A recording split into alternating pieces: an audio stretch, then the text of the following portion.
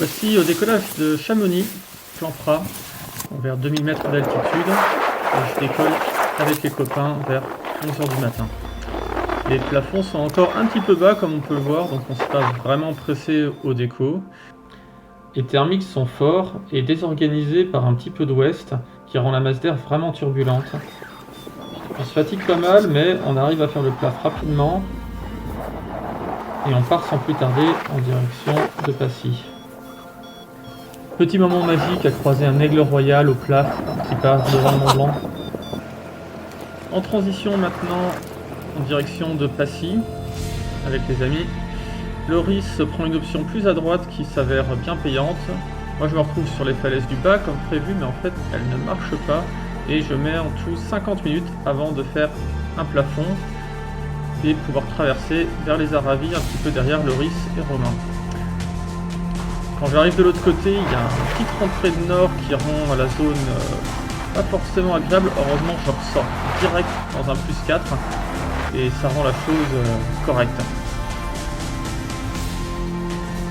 Là, c'est la Gouille du Four, donc un peu après les 4 têtes. C'est vraiment un de mes spots préférés pour le vol bivouac ou même juste le bivouac, la randonnée, c'est vraiment superbe.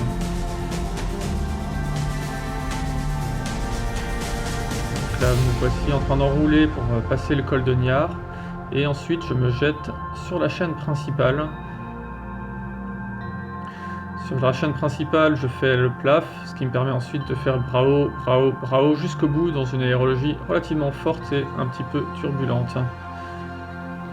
On peut observer un superbe phénomène sur les faces nord-ouest des Aravis qui fume légèrement sous le vent d'un petit sud-ouest. On en prend vraiment plein les yeux.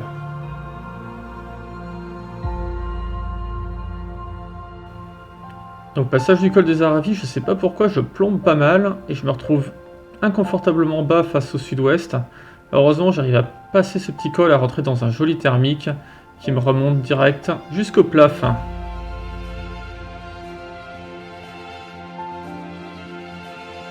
Donc là je suis à la poursuite de Romain pour essayer de le rattraper, je le vois pas très loin devant moi. Et on arrive au Charlin. Là je vois les plafs assez bas sur la dent de Cons.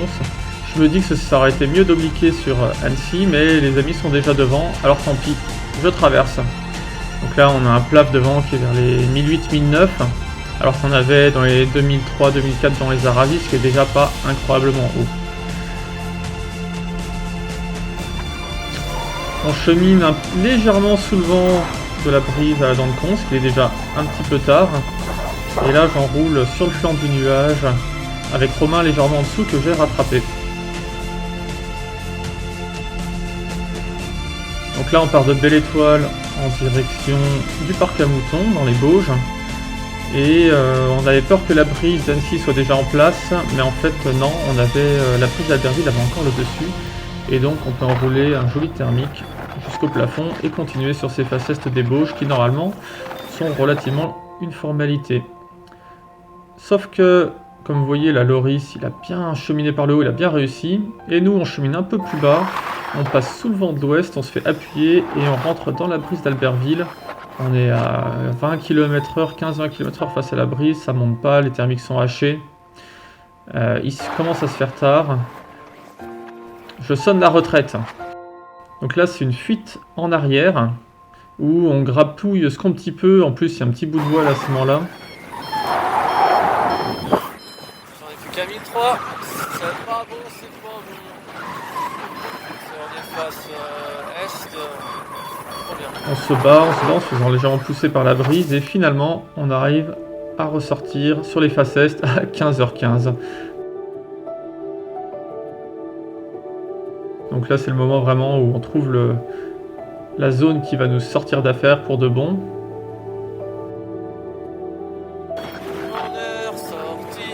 Et de nouveau, le parc à moutons, on fait un joli plafond et on se dirige sur la Belle Étoile, mais cette fois-ci sur les faces ouest. Oh,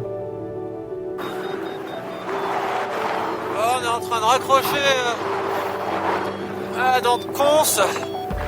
Donc la brise d'Annecy lèche pas mal sur la Belle Étoile et donc on se dirige sur la dent de Cons où le vent se sépare un petit peu de chaque côté et c'est plus agréable pour faire un plafond. Et là on peut me voir en poursuite d'une Enzo qui nous a rattrapés et qui file à bon train en direction du bout de la dent de Cons. On traverse sur les faces ouest des Aravis, où le raccrochage est un petit peu plus compliqué que prévu. Je tombe en bas là où il y a Romain qui galère un peu lui. J'arrive à trouver un petit cycle qui me ramène une altitude suffisamment confortable pour continuer, mais c'est quand même pas incroyable. Mais ça me permet de profiter de ces paysages vraiment magnifiques. Là devant il y a les deux Tulles. C'est vraiment des magnifiques spots pour venir faire un bivouac, une rando, un vol bivouac. J'avais vraiment envie de poser ma tente et regarder le coucher de soleil, mais j'avais pas mon matos, c'était pas le plan. Enfin, je refais le plafond au-dessus du lac du Charvin qu'on peut voir derrière, et je continue avec Romain un peu derrière en direction du Mer d'Acier.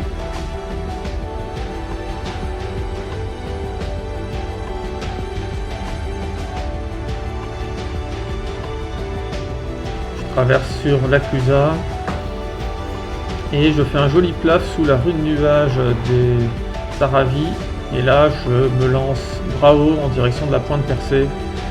Un bon glide dans une aérologie qui est de nouveau saine, ça fait plaisir. Vers la fin je commence à perdre un petit peu et je sais qu'il n'y a pas beaucoup de thermique au pied de la Pointe Percée, et donc j'enroule un petit peu avant dès que je trouve quelque chose, c'est-à-dire maintenant. Les plafonds sont vers les 2005-2006, mais je m'applique à bien enrouler. J'enroule sur le flanc du nuage, voire pas mal dans le nuage pour faire 2700 mètres et continuer mon vol dans les meilleures conditions possibles.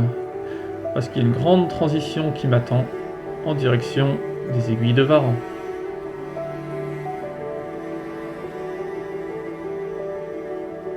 On peut se relaxer quelques minutes en attendant d'arriver aux aiguilles de Varan, profiter de la vue, prendre quelques photos, boire un petit peu et prendre de l'énergie pour boucler le parcours.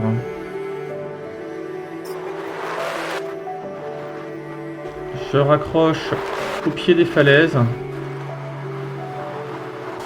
Je découvre ces magnifiques petites gorges où la rivière plonge de bassin en bassin dans la pierre. C'est vraiment un spot incroyable qu'on peut découvrir que par les airs, et c'est vraiment ça la magie du parapente aussi, de voir tous ces paysages comme ça, incroyable. Mais en effet, il y a un voile qui arrive et qui annonce la perturbation du lendemain, qui nous coupe le soleil et va nous couper la convection un petit peu tôt. Heureusement, j'arrive encore à trouver un beau déclenchement thermique qui me permet devant Barnerousse de refaire un plaf à 2700 mètres et de me lancer à finesse de l'atterrissage en direction de Chamonix.